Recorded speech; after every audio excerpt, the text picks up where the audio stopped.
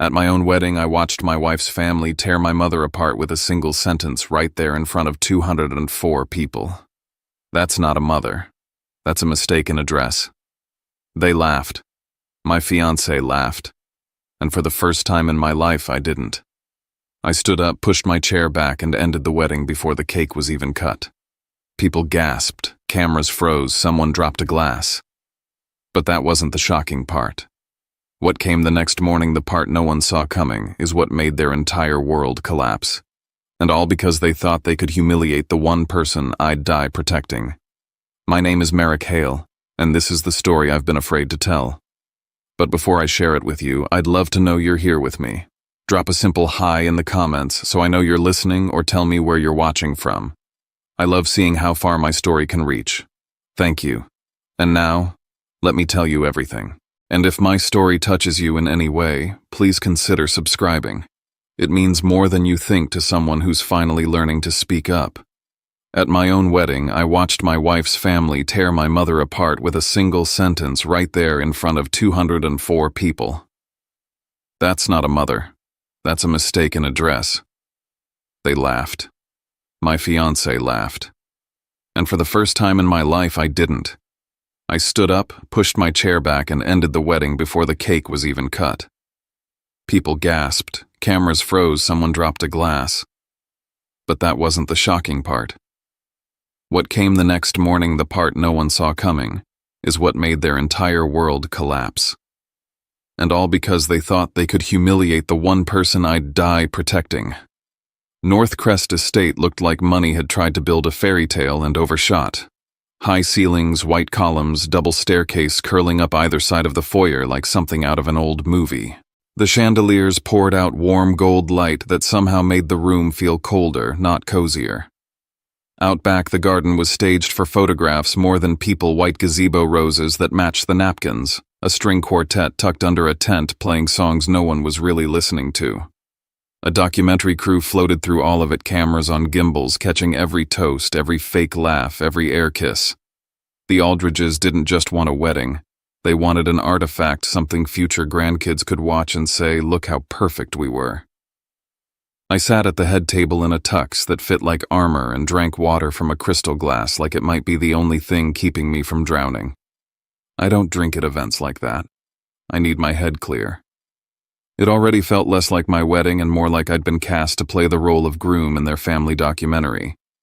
I kept glancing at my mom, Linda, sitting on my right. She'd altered her dress herself the night before, taking in the waist, shortening the hem, smoothing every line until it looked like it had always been meant for her. The color was soft and neutral, the kind of shade that doesn't demand attention and still somehow glows. Her hair, of course, was perfect. Low bun, soft curls framing her face. Nothing flashy. Just skill. That's the cruel part. The one thing this room full of people actually respected, technical beauty, was the one thing they'd never give her full credit for. Her hands rested on the tablecloth, fingers laced. I could see the small calluses along her knuckles, the fine white line on her thumb from where she'd once sliced herself on a pair of cheap shears. Scars nobody in this room would ever notice, let alone understand. I picked up the thick wedding booklet and started flipping. The Aldridge section came first, obviously. Gregory Aldridge, chair of Aldridge Development Group, member of this and that city board, patron of half the arts organizations in Charlotte. Victoria Aldridge, philanthropist, keynote speaker, founder of some initiative with a polished acronym. There were black and white portraits of long-dead men in suits on the walls around us, labeled founders of the Aldridge legacy, like they were gods carved into marble. Then came my page. Merrick Hale, self-made founder of City Pulse Labs, born in a working-class zip code, proof that talent can come from anywhere. It read like a pitch deck. Not wrong, but not right either. Then at the bottom, the part that mattered most to me and least to them, Linda, local hairstylist, community spirit. No last name. No mention of 30 years paying rent on time, of 3 jobs, of never once missing a parent-teacher conference, no matter how tired she was. Just local hairstylist, community spirit, as if her entire life could be folded into a tagline for a neighborhood flyer. It clicked then, sharper than it had before. They wanted my story just gritty enough to make them look generous, but not specific enough that my mother became a person with a history. Just an accessory, a texture. Behind us, someone at the next table whispered, "I heard his mom never even got licensed. Just learned on her own. Wild, right?" Another voice chimed in, amused. "Our gardener plays piano by ear, too." Some people are just like that. The string quartet kept playing, but the only thing I really heard was the word gardener pressed up against my mother. She kept eating small bites of her salad, smiling, that thin, practiced smile I knew too well, the one that said, "It's fine, honey. We'll get through this too." Gregory stood up to give his speech and the room settled instantly. He had the kind of presence that made people sit straighter, not because they respected him, but because they understood he controlled things that could hurt them later. He raised his glass and said, "Tonight is not only about two young people coming together. It's about a story of success being written in real time." He launched into my biography like he owned the rights. From a tiny strip mall salon in Akron to a cramped apartment in Chicago to Northcrest Estate where dreams become reality. If I'd been watching this on a screen, I might have rolled my eyes. Sitting there, I just felt numb. I used to be proud of that arc. I'd worked for it. But hearing it come out of his mouth, all I could hear was a sales pitch for the American dream and for the Aldridge brand. The moral of the story wasn't that my mother had scraped and clawed to get us out of that apartment. The moral in Gregory's version was that a system like his could take someone like me and polish me into something worthy of their ballroom. I watched my mom's jaw tighten one fraction of an inch, watched her swallow hard, and I knew she heard it too. Then Victoria took the mic. Her voice was soft and sweetened, the kind of voice that makes people lean in. "Merrick is proof," she said, "that talent doesn't depend on a zip code. Some people are born in the right neighborhood, some aren't. But with grit, with perseverance, you can rise." She paused, smiling in my direction, then let her gaze drift to my mother. And of course, a lot of that gift must come from his mother. The golden hands, the ability to work with your hands to stay connected to ordinary people. That kind of gift. It doesn't come with diplomas. It's innate. People laughed softly, the polite, knowing kind of laugh that says, "We understand our place above all that." The words themselves could have been a compliment. In her mouth, they were a velvet-lined cage, golden hands, ordinary people. Every label pressed my mom further down in the invisible pyramid this room ran on. My mother set her fork down very carefully and smoothed her napkin. That was her tell. Don't stand up. Don't make a scene. Don't bleed in front of people who enjoy the color. My chest felt tight. I pushed my chair back and slipped away from the table, because if I didn't, I was going to either vomit or start breaking glassware. In the side hall, the music sounded further away, like someone else's life. I could hear waitstaff calling out table numbers, the quiet whir of the documentary crew's equipment. One of the cameramen caught my eye. "You good man?" he asked low enough no one else could hear. I stared straight into his lens for a beat too long and didn't answer. Somewhere in that camera was a frame of my face. I knew I'd remember, jaw set, eyes flat, tuxedo perfect, something inside already cracked. On my way back toward the ballroom, I heard Victoria before I saw her. She was standing in a side corridor with Caitlin and another guest, a glass of champagne balanced in her fingers. "The bride looks couture," she said lightly. When she walked in, I thought, now that is Aldridge elegance. The groom's mother, though. Honestly, I assumed she was someone's +1. That's not a mother. That's a mistaken address. The laughter was soft, sharp, the kind that cuts deeper because it pretends not to. I stopped dead. My lungs forgot how to work. Caitlin laughed too, that high, easy laugh I'd once loved. "Mom, seriously," she said, but there was no heat in it. "Careful. Someone might actually get offended." She wasn't defending my mother. She was managing optics. The same woman who'd once told me, "If the world falls apart, I'll be there, I promise," was now standing comfortably on the side that held the knife. That was the moment I knew something had already broken beyond fixing. I walked back into the ballroom and straight to our table. I leaned down to my mom. "We're leaving," I said quietly. "Let's go." Her hand snapped to my wrist. "Merrick, no," she whispered. "It's just one night. I can take it." Across the room, Caitlin was already hurrying toward us, heels clicking against marble. "You're overreacting. she hissed under her breath when she reached me. This is just how my family jokes. They do it with everyone. Don't ruin our day over a few comments. I looked from her to my mother to Gregory and Victoria at their table to the documentary crew repositioning near the dance floor ready for the next big speech. For the first time in my life, I stopped worrying about being polite. I walked up to the microphone. The band quieted, the chatter dimmed. Someone in the crew signaled to roll. They thought I was about to make a toast. Thank you all for coming, I said, voice steady. 204 heads turned toward me. Thank you for the reminder, too. Tonight made it very clear exactly what kind of people I never want to become. A wave of uneasy laughter rippled through the room, then died when no one followed it. This wedding is over, I said. You can finish the drinks. The marriage stops here. For a second, there was absolute silence. Then it shattered. Is he serious? Someone whispered. That's the City Pulse guy, right? Another voice hissed. Is this some PR stunt? Victoria stared at me like I'd spoken in a language she didn't recognize. Gregory's face went red, then white. Caitlin's lips moved my name maybe or a curse, but nothing came out. I set the microphone down, walked back to the table, and held my hand out to my mom. Come on, I said. We're done. You don't have to do this for me, she murmured as we walked out, her fingers trembling against my palm. I didn't answer out loud, but the words burned in my chest. I'm not doing this just for you. I'm doing this because of you. Because of what you taught me, I don't have to swallow. By the time we reached the car, Northcrest Estate had already started to shrink in the rearview mirror of my mind. They thought I'd just thrown my life away over one sentence. They had no idea that tomorrow morning when I walked into Aldridge Tower, the real story would start.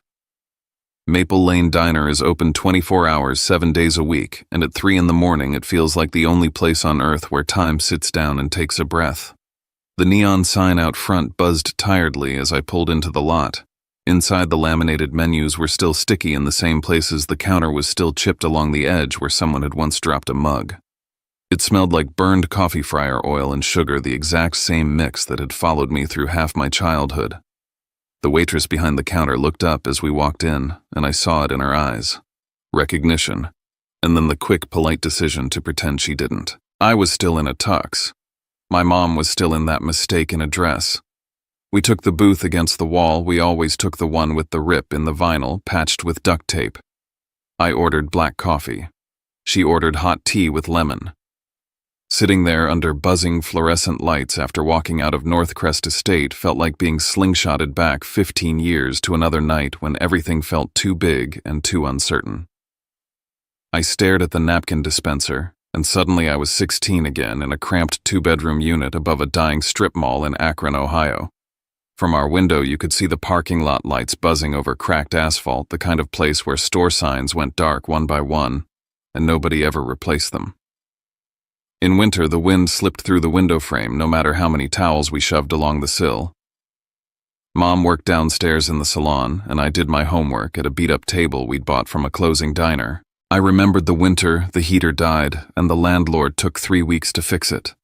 We boiled water on the stove and filled big bowls so we could wash our faces in something that didn't sting like ice. Mom wrapped my hands around a mug and joked spa treatment. This is how you get good skin, kid. She always framed survival as some kind of bargain we were winning, even when we both knew we weren't. She worked 2, sometimes 3 jobs back then. Morning shift at the salon in the mall. Evenings doing house calls for clients who tipped in cash. The odd wedding gig in some B-list banquet hall where the carpet was always patterned and the DJ always too loud. I remember coming downstairs once between appointments, finding her asleep, standing up, head leaning against the supply closet door, a comb still tucked behind her ear. She woke up before I could say anything, checked her watch, and moved on to the next client like nothing had happened. At home, she cut coupons with a pair of dull scissors and drank tea from a plastic travel mug because coffee is for people who don't have to check the price before they pour it.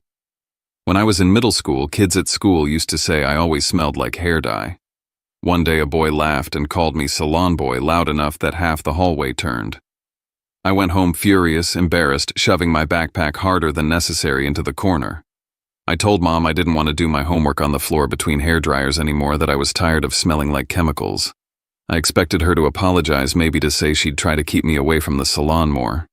Instead, she wiped her hands on her apron, sat down across from me and said, "If they smell hair dye, it means I still have a job. I'm sorry if that makes it harder for you. But don't you dare be ashamed of me. Be ashamed if you hurt somebody.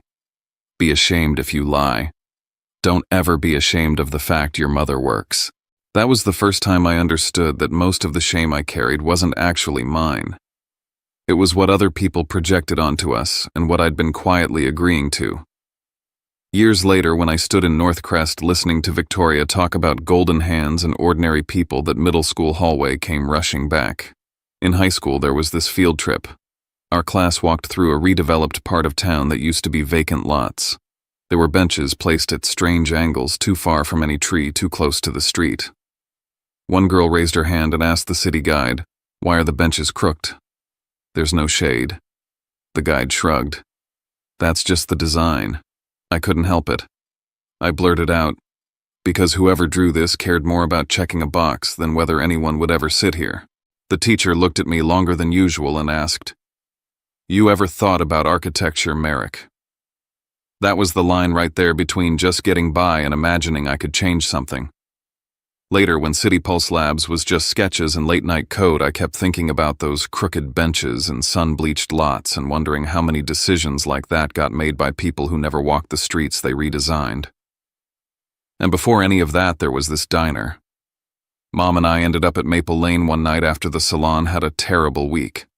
The landlord had raised the rent on the mall, foot traffic was down, and the owner had cut her hours. We had just enough cash for one slice of pie and one small coffee. The waitress split the slice without us asking. Mom pushed the bigger half toward me anyway. "Tomorrow, when you're writing that essay," she said, "remember there's something sweet waiting for you if you keep going." I was 16, tired, and pretending not to notice that she hadn't ordered anything for herself. Sitting in that same booth now, tux tie loose in my mother's makeup, slightly smudged at the corners of her eyes, I realized this diner wasn't just a place we ate when we were broke. It was our origin point. The coordinates everything else could be measured from. I wrapped my hands around the coffee mug and another memory slid in on top of the rest one I'd filed away for years. I was about 16 when the strip mall changed hands. New ownership, new signs. The old faded logo on the pylon came down and a sleek new one went up, stylized A in deep navy, a name I didn't pay attention to at the time. Lease renewals came with higher rent. The salon owner cut Mom's hours. We spent a month thinking we were going to have to move in with some cousin 2 towns over. That stylized A didn't mean anything to me then. Later, when I walked into Aldridge Tower for the first time and saw that same letter gleaming behind the reception desk, it hit me like a delayed punch. People like Gregory made decisions from conference rooms that shook our apartment without ever knowing our names. Mom sipped her tea across from me now, her dress still immaculate despite the hours and the humiliation. She looked smaller in the harsh diner light than she had under the chandeliers, but also somehow more real. "You know," she said softly, "you could still call it a mistake. Say you got carried away.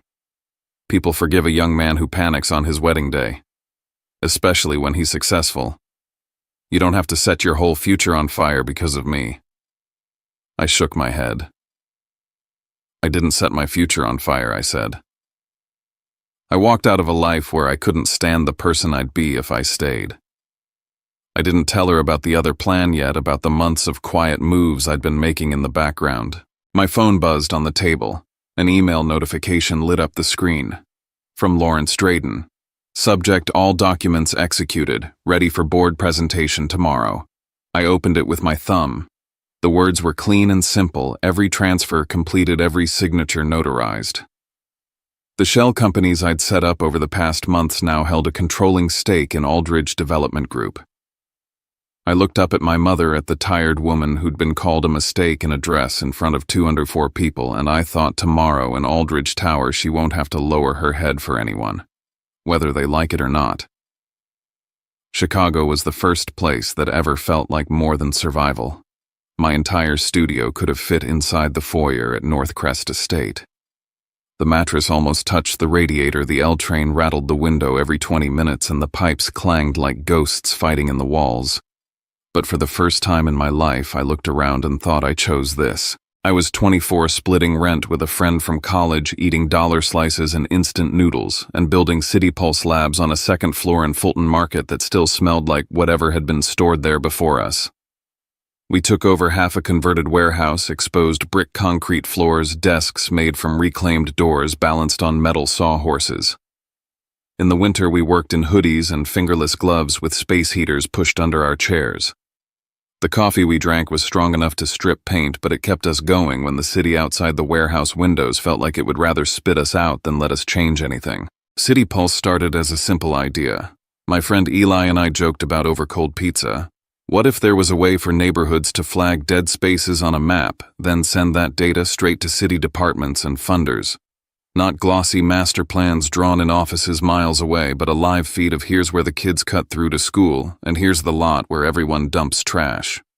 We wrote code between freelance gigs glued together. APIs built a feature that let people upload photos of empty lots and vote on proposals.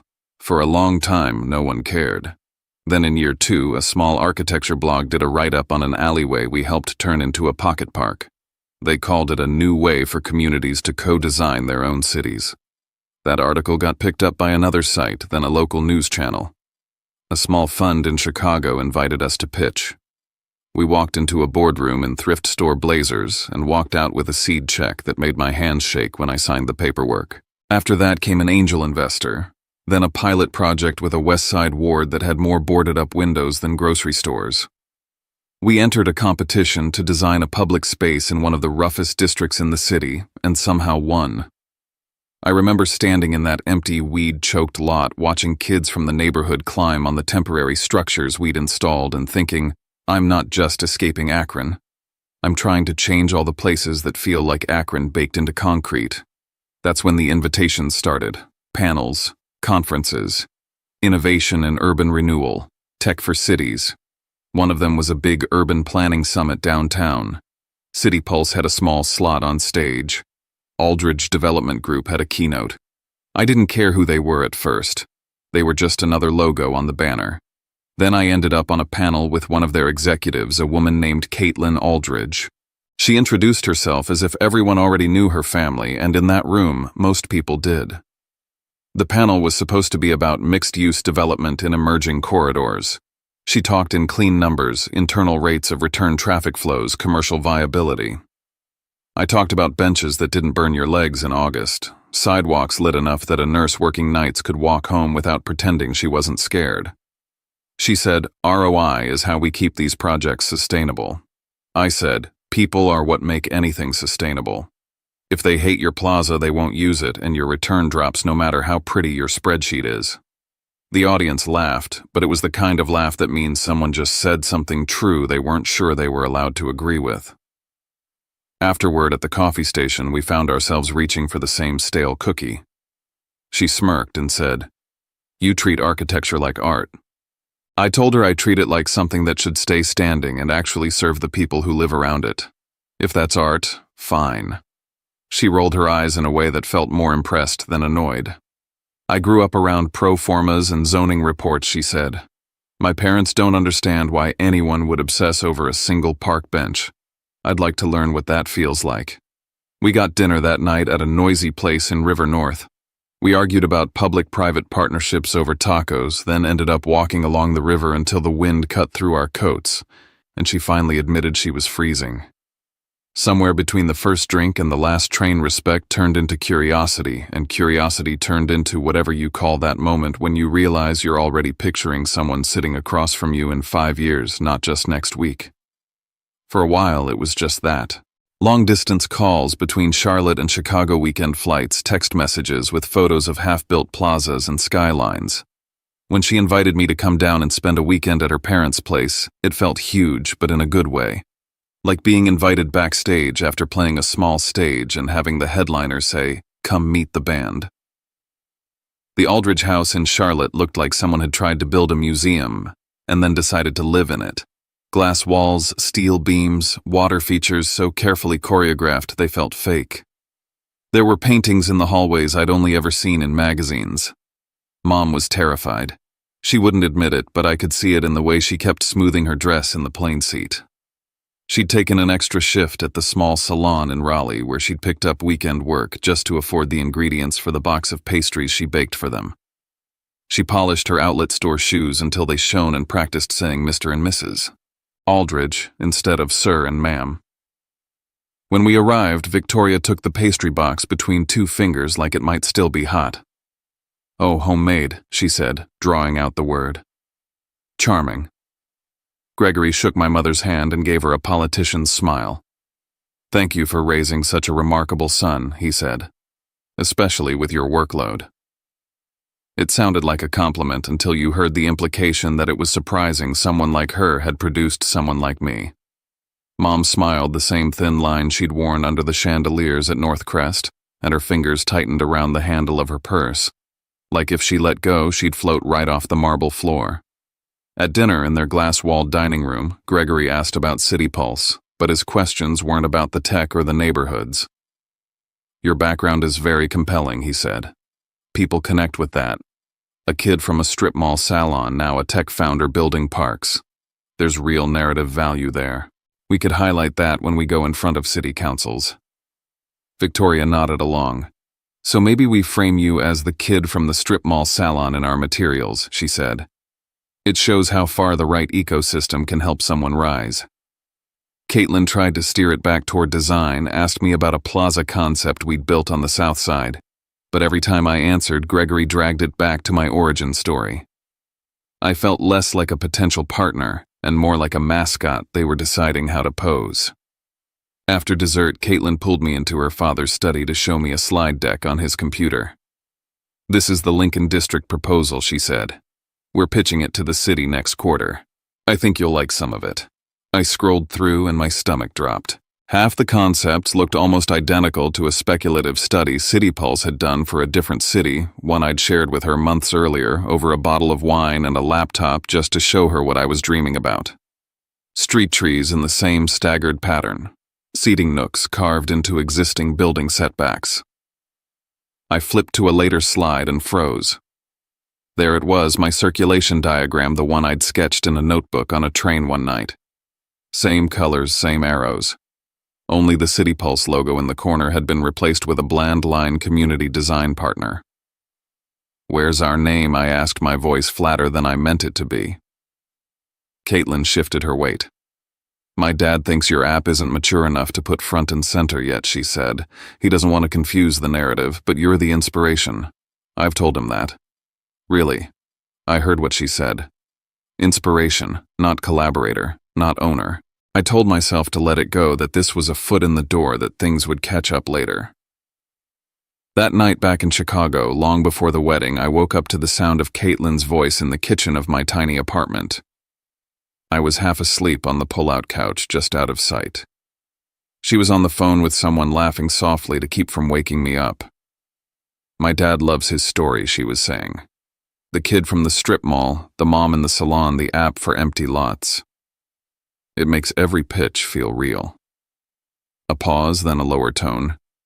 "Sometimes I think he likes the story more than he likes the actual company."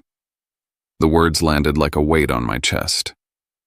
I lay there with my eyes closed, breathing as quietly as I could while she finished the call and came back to bed. I didn't say anything. But something had shifted.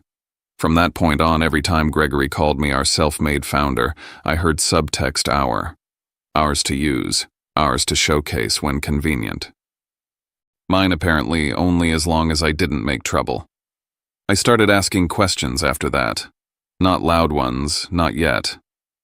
I met up with an old classmate who worked in private equity, bought him coffee, and asked how a family company like Aldridge was structured. He drew boxes and arrows on a napkin, explained voting shares and minority stakes, and how sometimes the people in the brochures weren't the ones actually holding the reins. If you're going to let them use your name, he said, you might want to make sure you have some say. Otherwise, you're just the inspirational story in their deck. On the flight back from Charlotte one weekend, I opened my laptop and started looking at public filings for Aldridge Development Group. Names of small shareholders popped up: retirees, minor funds, people who'd been in since the early days. I didn't know what I wanted yet. I just knew I didn't like the idea of my life being reduced to a bullet point someone else controlled. Months later, sitting in Maple Lane Diner after walking out of my wedding, staring at Drayden's email on my phone all those nights, and conversations fell into place.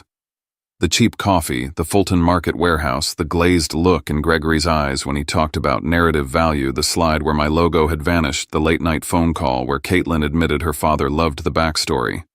I hadn't set out to destroy their house of glass. I had only ever meant to buy back my part in the story. Whether the rest of it shattered when I pulled on that thread was never really up to me. A month before the wedding, before the flowers and the string quartet and the sentence that snapped something in me, I flew down to Charlotte for what Gregory called a historic day for Aldridge. That was his language, not mine. My language for it now would be simpler the day I stopped pretending I was part of the family and realized I was part of the inventory. Aldridge Tower stood in the middle of Uptown like a glass spine, reflective panels catching the skyline, the lobby all polished stone and controlled temperature. I checked in with security, took the elevator up and stepped into a conference floor where everything smelled faintly of new carpet and overbrewed coffee. I'd been there enough times by then that the receptionist greeted me by name, but there was still a subtle difference between how staff looked at me and how they looked at Gregory or Caitlin. With them, there was a tilt toward deference. With me, it was curiosity, like they weren't sure yet whether I was going to be a permanent fixture or a limited-time exhibit. The boardroom had floor-to-ceiling glass walls overlooking the city, the kind of panoramic view companies like to use as a metaphor for transparency. I'd already learned that seeing everything didn't mean you understood what was going on. The agenda for the day was printed at each seat. Lincoln District Green Corridor presentation. Strategic partnership announcements. My name wasn't listed anywhere. I was in the room as guest, not speaker. Still, when the meeting kicked off, Gregory made a point to gesture toward me. "We've been exploring ideas with some fresh players in the civic tech space," he said.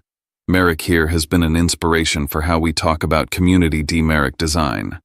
Inspiration again. Not partner, not co-lead."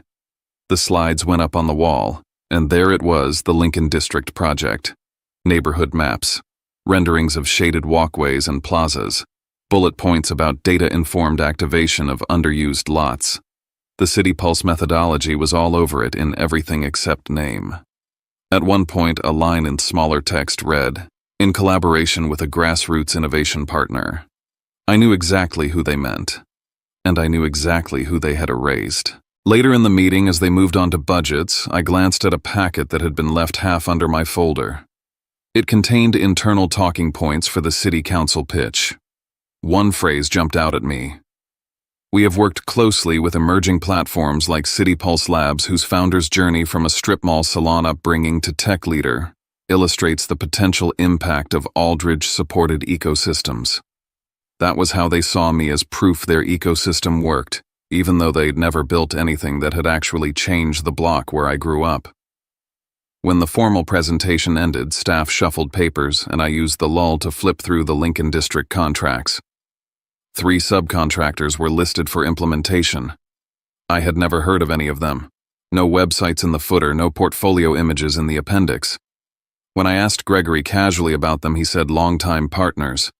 They understand how we move." In the hallway afterward, one of the younger analysts, kid in his 20s, tie slightly loose, eyes sharp, fell into step beside me on the way to the elevators. He spoke without looking at me.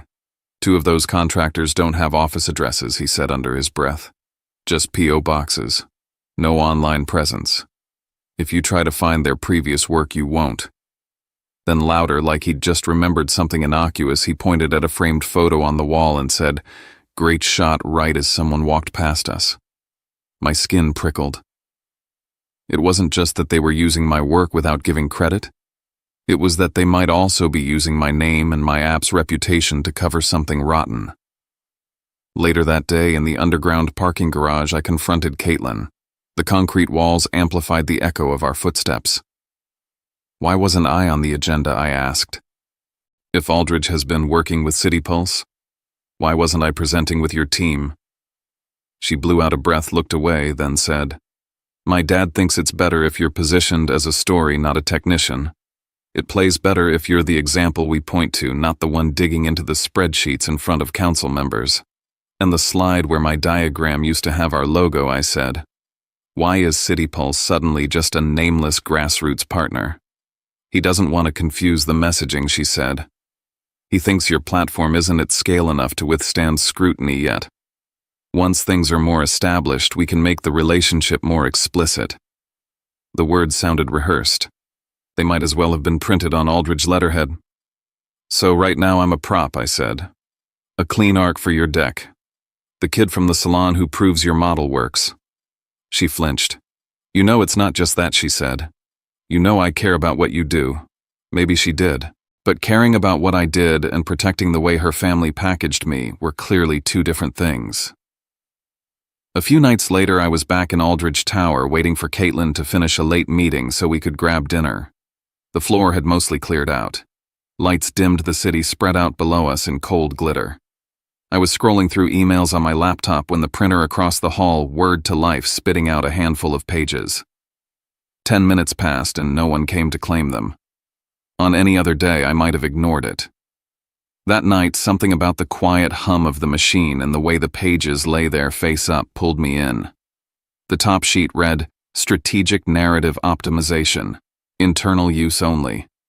I know I shouldn't have read it. I did anyway. The document broke down different assets in the Aldridge story: multi-generational leadership, philanthropic footprint, ties to local institutions. One bullet point lower on the page made my fingers go cold. Emerging figure Merrick Hale. Profile founder of CityPulse Labs, working class background, single mother household, ties to legacy challenged neighborhoods. Recommended usage case study in upward mobility. Ideal for humanizing large-scale proposals. Risk unpredictable in unscripted policy discussions. Strong personal convictions. Recommendation: do not place in roles requiring message discipline during regulatory negotiations. I stared at the line, ideal for humanizing large-scale proposals, until the words blurred. I had known on some level that I was a narrative piece for them. Seeing it laid out in bullet points right under the same font they used for cost projections and zoning variances was different. I set the pages back on the printer tray exactly the way I'd found them and walked out. The glass walls reflected my face back at me in the dark, a man wearing a suit that fit, carrying a laptop worth more than the car my mom drove when I was a kid. Eyes that looked exactly like the boy who did homework on a salon floor. If I didn't draw a line somewhere, these people were going to turn my entire existence into a fable they could sell to city councils, while they funneled money through companies that didn't even bother to make websites. That night in my hotel room, I lay on the bed staring at the ceiling fan spinning slow circles. My phone lit up on the nightstand. I picked it up and scrolled to Drayden's number. It was almost 11 when he answered, his voice rough with sleep. Merrick. We're done talking about this like a hypothetical, I said. You still think it's possible for someone like me to quietly build a position in a company like Aldridge? If we're careful, he said. If we do it through the right vehicles at the right pace. Why? I looked out the window at Aldridge Tower glowing against the skyline. Because if I don't protect my own name and work, they're going to rewrite my whole life into a story that serves them, I said. And I'm not going to let that happen. He paused, then said, Then we start this week. When I hung up, the room felt very still. The fan kept turning. Somewhere down below, cars moved along streets designed by people who would never walk them at midnight. I thought about my mother boiling water on a broken stove in Akron, about the benches in that half-finished park in Chicago, about the slide where my logo had disappeared, about the memo that labeled me as an asset with a risk factor. If I stayed quiet, they would own every version of me that counted in the world they moved in. If I spoke up, I might burn every bridge I'd just spent years building. I chose anyway. Drayden's office in Chicago was the opposite of Aldridge Tower. No glass walls, no city view, just shelves of binders, a dying ficus, and a conference table scarred with ring marks from too many cheap coffees. He listened without interrupting while I laid it all out. North Crest, the memo on the printer, Lincoln District being turned into a case study with a pulse. When I finished, he leaned back and steepled his fingers. Aldridge Group has a lot of small shareholders, he said. Old guard investors, minor funds, people who got in early and have been ignored for years. Performance has been flat. Payouts look good on paper, but once you dig into the projects..." He shrugged. Disappointment ages people fast. "So what are you saying?" I asked that I start buying a few shares and send a strongly worded letter. He shook his head. "I'm saying if you buy in the right places at the right time through the right vehicles, you could quietly accumulate 40, maybe 50% of the voting shares before anyone in that tower realizes you're more than a decorative success story." I stared at the grain of the table. I was a kid who grew up doing homework between hair dryers, not some corporate raider. The idea of controlling interest felt abstract and ugly. But the image of that memo wouldn't leave me alone. Ideal for humanizing large-scale proposals. Too risky in unscripted settings. "I'm not trying to stage a coup," I said. "I just want to make sure my mother doesn't become a prop in a story they own forever." "Then buy yourself a voice," he said. "They already bought your image for free. We set up 3 shell companies in Delaware the way everyone did when they wanted to be everywhere and nowhere at once. On paper, they were boring investment vehicles with forgettable names. In reality, they were basements where I stacked bricks of influence one by one.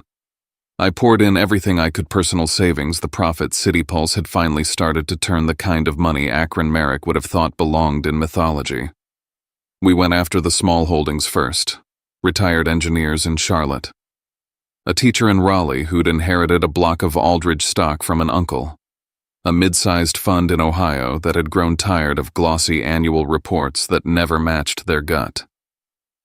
One afternoon, I sat at a kitchen table in a modest ranch house outside Cleveland across from a man in his 70s. His hands shook slightly as he signed the transfer forms. "I'm selling," he said, "because I don't trust Gregory anymore. He talks a good game, but the numbers don't line up. A company that clean doesn't hide this much." He slid the papers back to me and added almost to himself, "Something's going to give over there. Better it's him than the people he built this thing on." Walking back to my rental car, I realized Aldridge had been rotting from the inside long before I showed up with my backstory and my app. I wasn't breaking anything that wasn't already cracked. Back in Chicago, my life narrowed into airports, spreadsheets, and half-finished conversations. I flew to Charlotte, to Columbus, to Houston, ticking off shareholders, signing documents, shuttling money through the shells Drayden managed. At home, Caitlin watched the light leave my face and drew her own conclusions. "Are you freaking out about the wedding?" she asked one night when I stumbled into my apartment after a 48-hour trip suit still smelling like recycled plane air. Her eyes were rimmed red. "Because if you don't want this, I need you to say it. I can't be the only one planning our life." I opened my mouth and nothing came out. My brain was full of share classes, voting thresholds, and a color-coded spreadsheet that showed how close we were to a line no one at Aldridge knew I was approaching. "It's not you," I managed finally. "I'm just trying to make sure things are solid before we step into all of it." "Solid how?" she asked. I couldn't tell her that the man she was about to marry was quietly building a lever big enough to move her family's empire. I couldn't tell her that every time her father said "we" in a boardroom, I wanted to see actual numbers to match the word. So I kissed her forehead, told her I was tired, and watched a little more distance settle between us. Weeks later, Drayden called me into his office again, a stack of printouts already waiting. "Your friends were right," he said, tapping a page. "The financials are off. Cash flow on Lincoln District is negative in a way that doesn't match the official narrative. Funds going out to entities with no track record, no infrastructure. If there's real work being done, it's invisible." I took the pages home, spread them across my kitchen counter, and followed the columns until my eyes hurt. It was like watching a map of clean streets laid over the memory of a neighborhood filled with potholes. The gaps were obvious once you stopped believing the legend. That night, an email hit the general City Pulse inbox. No sender name, just a scrambled address I couldn't trace. "If you want proof," it read, "check this folder. The empire is standing on plaster and paper." There was a link to a shared drive. I clicked it, and a new set of documents opened. Internal cost breakdowns, invoices from the same nameless subcontractors, payments routed through layers of shell entities whose only purpose seemed to be confusion. The total on one project came in millions higher than what was visible in any public filing. Work logs were missing. Site photos stopped halfway through. Whoever had sent it knew exactly where to look, and exactly how Aldridge hid their excess. Someone inside the glass tower had finally decided to point a flashlight inward. By the time the wedding week rolled around, the numbers in my own spreadsheet lined up in a different direction. Through the 3 shell companies, I held just under 48% of Aldridge Group's voting shares. One more decent block, and I'd cross a threshold that would change everything. 5 days before the ceremony, as florists and planners spammed my phone with confirmations, Drayden sent a short message. A mid-sized fund in Atlanta wants out. Their stake puts you over 51 if you take all of it. They're tired of Gregory. Decision needed today. I sat alone in my Chicago office looking at the city lights through dirty windows, phone in my hand, heart pounding. I thought about Caitlin and Charlotte picking linens and playlists. I thought about my mother hemming her dress and telling herself she could endure one fancy night for my sake. I thought about Gregory calling me an inspiration while he scrubbed my name from his slides. I wired the money, signed the forms, watched the confirmation screen stack up. I didn't tell Caitlin. As I shut down my laptop, one more thought slid in, quiet and hard. If the people in that tower ever decided my mother was just set dressing for their story, I wanted something in my hands that they actually cared about. They had built their lives around control. Fine. Then control was the one thing I would be ready to touch. The morning after the wedding that never happened, I put on the same suit I'd worn to Northcrest, tied the same tie, and drove to Aldridge Tower. The sky over Charlotte was gray and low, the kind of light that makes glass look like water about to break. Walking through the lobby, I could feel eyes on me. Overnight, the documentary crew's footage had taken on a life of its own. A shaky clip of me at the microphone, the line about what kind of people I never want to become, the sight of me leading my mother out of the ballroom, it had all leaked. People had watched it on their phones in bed. Now they watched me in person, waiting to see if I'd flinch. I didn't. Security cleared me with the same badge I'd always used. The elevator ride to the executive floor felt shorter than usual. When the doors slid open, Gregory's assistant was already standing there, pale and rigid. "They're in the main conference room," she said. "They asked for you as soon as you arrived." Inside the room was full. Gregory and Victoria at one end of the table, Caitlin beside her mother, board members arranged in an uneasy semicircle. A few unfamiliar men in sharp suits sat near the far wall, lawyers from the look of them. The city glittered behind the glass, oblivious. For a moment, no one spoke. They were all waiting for the same thing, the apology, the explanation, the backpedal. The prodigal almost son pleading for a way back in. I set the leather folder I was carrying down on the glossy table and pulled out a chair halfway down the side, not at the head, not at the foot. "Before we start," I said, "there's a small change we need to put on the record." Gregory's jaw tightened. "The only change I'm interested in hearing is that you understand what you did last night," he said. "Oh, I do," I said. "But this isn't about the wedding." I opened the folder and laid out a neat stack of notarized documents, transfer confirmations, and updated shareholder registers. As of yesterday, entities under my control hold 55% of Aldridge Development Group's voting shares. For a second, the only sound in the room was the hum of the HVAC. Then chairs scraped. Someone cursed under their breath.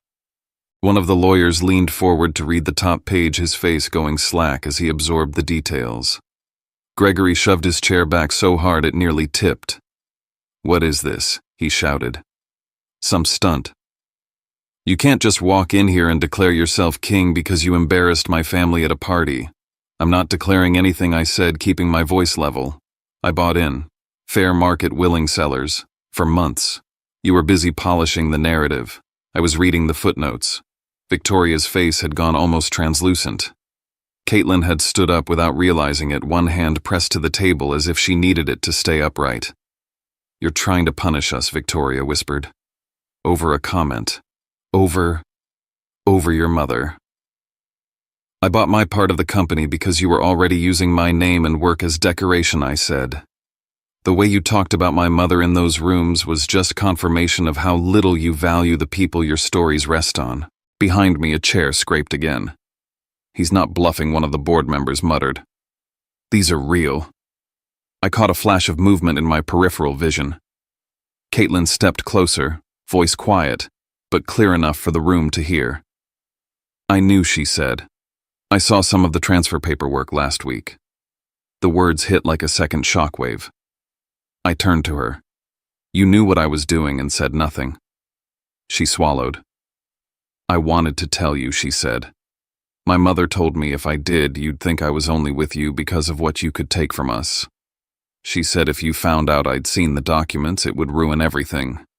She said to stay out of it. And you listened, I said. She nodded, eyes rimmed with red. I was trying not to make it worse. That's the problem, I said softly. You keep mistaking silence for peace. At the far end of the table, one of the younger board members stood up. He was maybe a few years younger than me, with Gregory's jawline and none of his polish. I'd seen him at functions but never paid much attention, always half in his father's shadow. I'm the one who sent the documents, he said, looking straight at me. The internal budgets. The contractor lists. The invoices that don't match anything on the ground. Gregory spun on him. You did what I have watched you sign, deals that made no sense for years, the younger man said, voice shaking, but steady. You taught me to read the numbers, remember I did. And they stank. You used our name to launder garbage. I'm done pretending not to see it. The room fractured into overlapping voices, accusations, denials, a lawyer trying to restore order. Through it all, the fact remained: the stack of papers in front of me, the percentage on the page, the votes that now answered to my hand. Here's what's going to happen, I said, finally raising my voice just enough to cut through the noise. Effective immediately, Gregory, you are suspended from your role as CEO pending an independent review. Victoria, your authority to sign new contracts on behalf of the company is revoked until further notice. An external audit of every major project for the past 3 years starts this week. All relationships with the Lincoln District contractors flagged in these documents are frozen until they can be verified. You don't have the right, Gregory snarled. I have the votes, I said. You taught me that's what matters in this room. I turned to Caitlin. You will step away from all public-facing roles, no more speeches, no more being the face of Lincoln or any other project until we know exactly what's been promised in your name. If you want to stay, it'll be on terms that don't involve selling anyone's backstory, including mine. She blinked hard, jaw trembling, then sat down slowly. I gathered the remaining documents from the folder and pulled out one last file. There's one more thing, I said. Something that isn't about cash flow or contracts. I spread a series of photos across the table. Grainy telephoto shots of my mother leaving the salon in Raleigh. My mother at the grocery store reading labels. My mother sitting alone in our booth at Maple Lane Diner, hands wrapped around a mug. Attached was an invoice from a private investigations firm addressed to a holding company tied back to Victoria. When did following my mother around with a camera become part of your event planning, I asked. Victoria's composure cracked. We needed background, she said weakly. For the documentary, for the charity angle. People respond to human details. She's not a detail, I said, each word harder than the one before it. She's a person. You turned her into a character in a script designed to make you look generous. You trailed her through her life like she was a specimen, and then you stood in a ballroom and called her a mistake in a dress. For the first time that morning, my voice shook. I let it. That ends now, I said. From this point forward, this company does not use anyone's life as a prop. Not mine, not hers, not any neighborhood you build in. Every contract, every project, every so-called community partnership will be documented, audited, and open to scrutiny. If that's too much daylight for anyone in this room, there's the door. Sell your shares. You'll find a buyer. No one moved. Outside the glass, the city kept on breathing, cars crawling along streets, people crossing intersections, kids sitting in classrooms that didn't know or care who ran Aldridge Development. Inside, the air felt thinner, the shine stripped away from the table, leaving only wood and fingerprints. I gathered the photos of my mother and slid them back into the folder, then closed it. When I walked out of the conference room, a wall of cameras was already forming near the elevators. Reporters shouted my name, flinging questions about corporate upheaval and family drama. I didn't stop. Security cleared a path, and as the elevator doors slid shut, I caught one last glimpse of the tower lobby, all marble and reflection. They had dragged my mother's life into their story without her consent, confident no one would ever hold them accountable. Now they were going to learn what it felt like to have every corner of their empire lit up, whether they were ready or not. The audit report landed on my desk in a room that used to belong to Gregory. His name was still faintly visible where they'd taken the plaque off the door. Outside the window, Charlotte looked calm, cars sliding along streets, cranes frozen over future towers.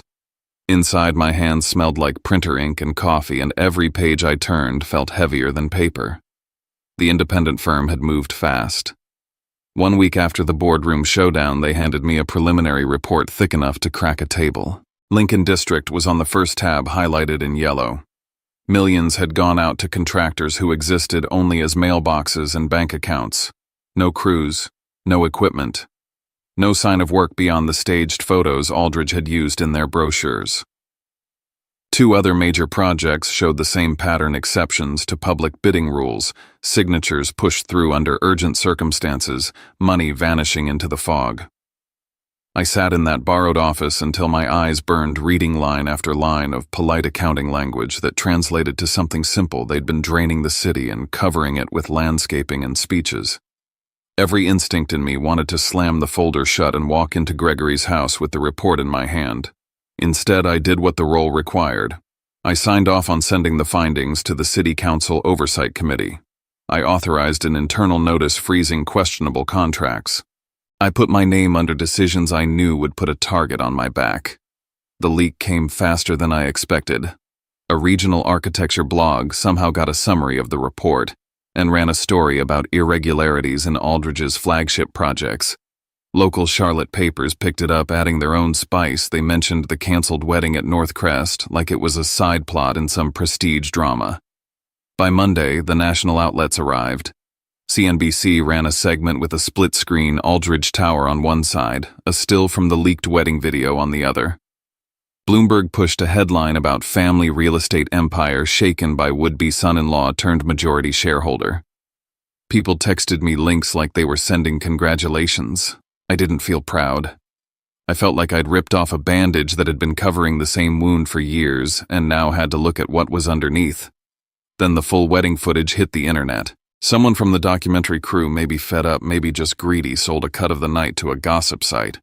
There was Victoria in high-definition champagne glass lit just right saying, "That's not a mother. That's a mistake in a dress." There was Caitlin laughing, saying "careful" without ever actually stopping anything. There was me walking to the microphone, shoulders tight, tie straight, ending the wedding in 3 sentences.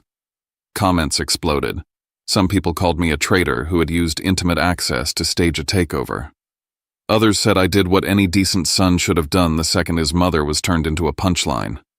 Think pieces sprouted overnight about class optics and what happens when the people under the spotlight decide to turn it around. I read enough of the comments to understand something simple. Once you drag truth out into the open, you don't get to manage how people arrange it in their heads. A week later, a fund that had once courted Aldridge asked to meet me in Chicago.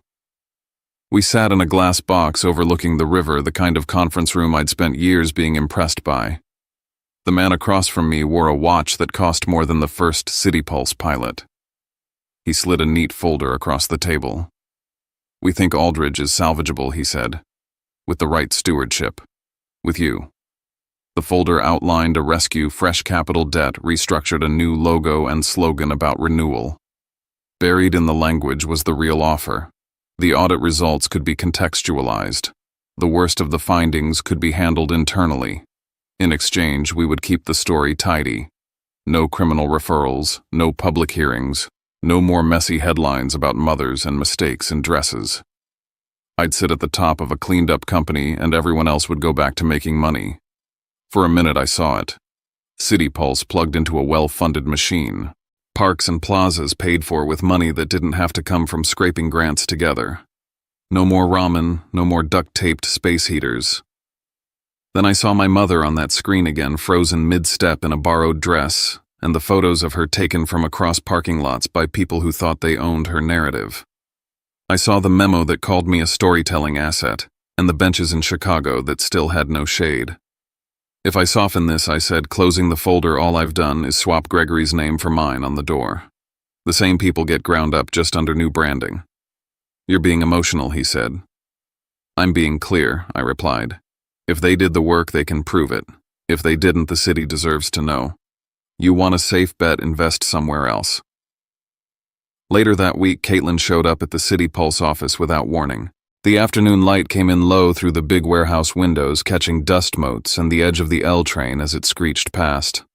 My team went silent when she walked through, recognizing her face from headlines. She looked smaller somehow. No perfect blowout, no curated outfit, just jeans, a sweater, and the kind of exhaustion that sits behind your eyes. I didn't know, she said as soon as I closed the door to the small conference room. Not all of it. I saw adjusted numbers, sure, but I thought it was the usual games. I didn't know about ghost contractors or your mother being followed. You knew enough to know what was wrong, I said. You grew up in those rooms. You know what real costs look like. She flinched. I was scared, she said. I tried to back out of the wedding once, months ago. I told my mother I couldn't do it, that I didn't want to drag you into all of this. She said if I walked away, I walked away from everything family shares influence. She said if I married you and you stepped up, we could fix things from inside. I chose that. I chose them. I leaned against the table, feeling the old wood under my palms. You didn't just choose them at Northcrest, I said. You chose them when you laughed. You chose them every time you saw something crooked and called it how things work. I can understand being trapped. I grew up trapped. But when the moment came, you protected your seat at that table, not my mother, not the neighborhoods under your projects. Your seat. Tears slid down her face, but her voice stayed steady. I loved you, she said. I still do. I loved the version of you that stood on that panel in Chicago and argued about benches and public light, I said. I thought you wanted to build cities that felt different from the ones your parents made. But when it mattered, you protected their comfort over my mother's dignity, over your own voice. So that's it, she whispered. I nodded. If you stay silent when people step on my mother, you'll stay silent when they step on people like her. I can't build anything on that. When she walked out past the City Pulse desks, no one clapped or whispered. They just watched the way people do when they see a door closing on a version of the future that might have been.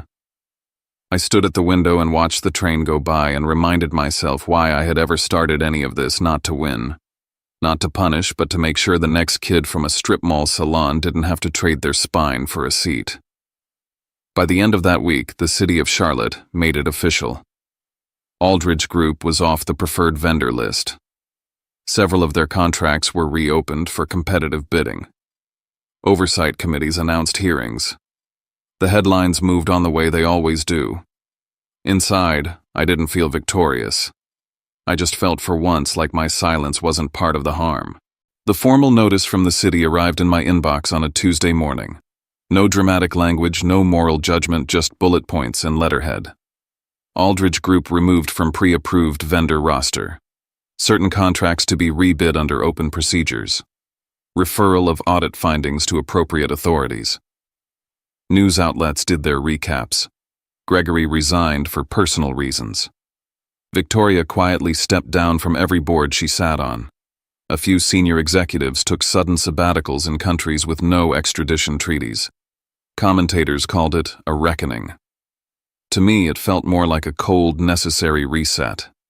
The people I kept thinking about were the junior analysts, the site supervisors, the assistants at reception, people who had done nothing worse than stay employed in a system they didn't design. Once the emergency measures were in place, I did something a lot of people called stupid.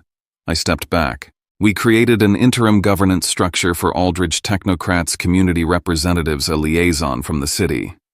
I kept majority control on paper to prevent another quiet hijacking, but I refused the CEO title.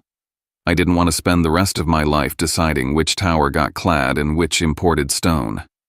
Instead, I went back to Chicago, to City Pulse, to the neighborhoods that had trusted us before anyone at Aldridge knew my name. And I started building something that felt like the opposite of what I'd just burned through. We called it the L Foundation. On the paperwork, it was just a letter.